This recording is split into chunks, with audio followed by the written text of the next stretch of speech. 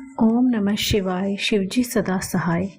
ओम नमः शिवाय गुरुजी सदा सहाय। गुरुजी के चरणों में कोटि कोटि नमन। जय गुरुजी। जय गुरुजी। संगत जी, कैसे हैं आप सभी? तो चलिए आज हम शुरू करते हैं दिव्य आभा का पहला अध्याय। आज हम दिव्य आभा का पहला अध्याय पढ़ेंगे, जिसका शीर्षक है जन संपर्क अधिकारी को पुनः वाणी प्राप्ति। यह सत्संग श्री अचल पॉल जी का है, जो दिल्ली से हैं। तो चलिए संगत जी शुरू करते हैं। दिसंबर 1999 की शीत ऋतु मेरे लिए एक अति भयानक समाचार लेकर आई थी। धीरे धीरे मेरी आवाज़ कम होती जा रही थी और थोड़े से शब्दों के उच्चारण के लिए भी मुझे विशेष प्रयास करना पड़ रहा था।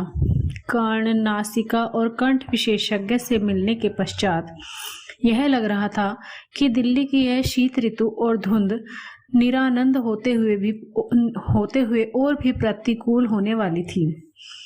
विस्तृत जांच पड़ताल के पश्चात विशेषज्ञों ने शल्य क्रिया का परामर्श दिया, जो सर गंगाराम चिकित्सालय में करी गई। मेरी बायोप्सी का परिणाम आने पर हमारी आशंका की पुष्टि हो गई। कंठ में मेरी सूजन असाध्य प्राणघातक कर्कट रोग बन चुका था।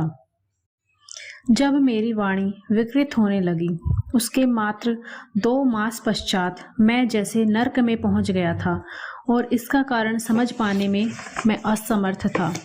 मैं सिगरेट, मद्य, तंबाकू या पान का सेवन नहीं करता था, पर ईश्वर ही पालक हैं। अपनी शल्य क्रिया के पश्चात 3 सप्ताह के विश्राम काल में, जिसमें मुझे कुछ भी बोलने की मनाही थी, मैं गुरुजी की शरण में रहा।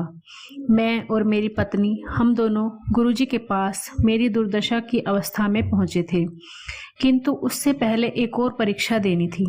चिकित्सालय से आने के बाद 5वें दिन गुरुजी के पास जाने की अटूट अभिलाषा जागृत हुई। संयोग से उस दिन अत्यधिक वर्षा हो रही थी। मेरे परिवार के सदस्यों ने मुझे किसी और दिन जाने की सलाह दी, पर मैं नहीं माना। मेरा मन पक्का हो चुका था। मेरे अंदर उसी दिन जाने की आवाज उठ रही थी।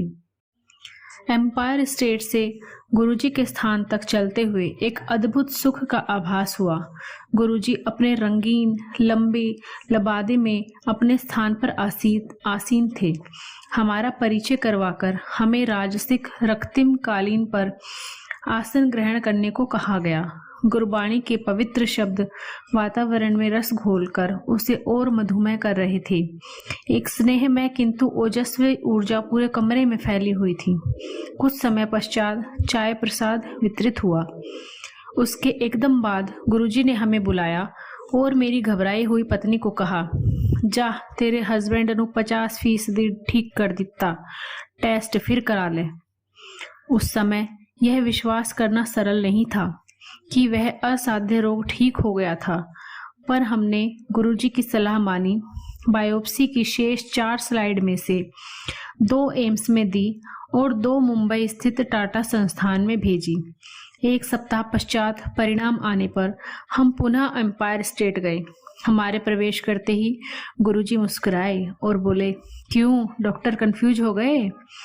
यह तथ्य था। दोनों संस्थानों से आए निष्कर्षों ने मुझे स्वस्थ घोषित किया था।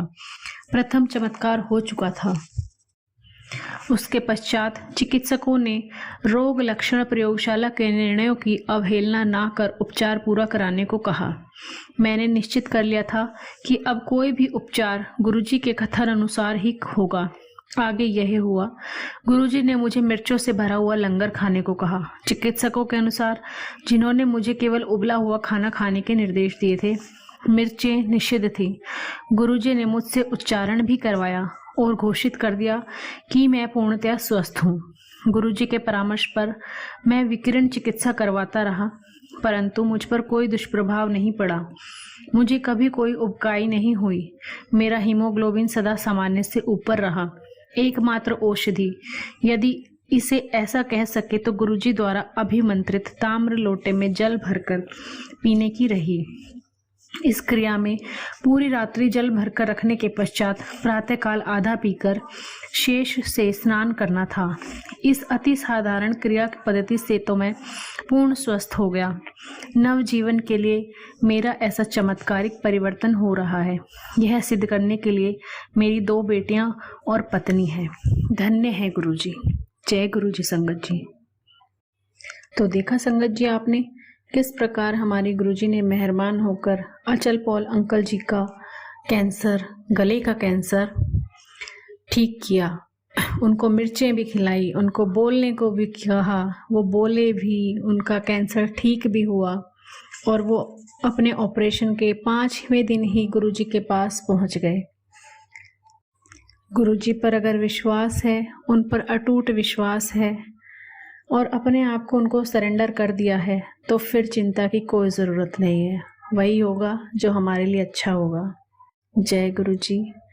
ओम नमः शिवाय। शिवजी सदा सहाय। ओम नमः शिवाय। गुरुजी सदा सहाय। ओम नमः शिवाय। शिवजी सदा सहाय। ओम नमः शिवाय। गुरुजी सदा सहाय। जय गुरुजी संगत जी। जय गुरुजी।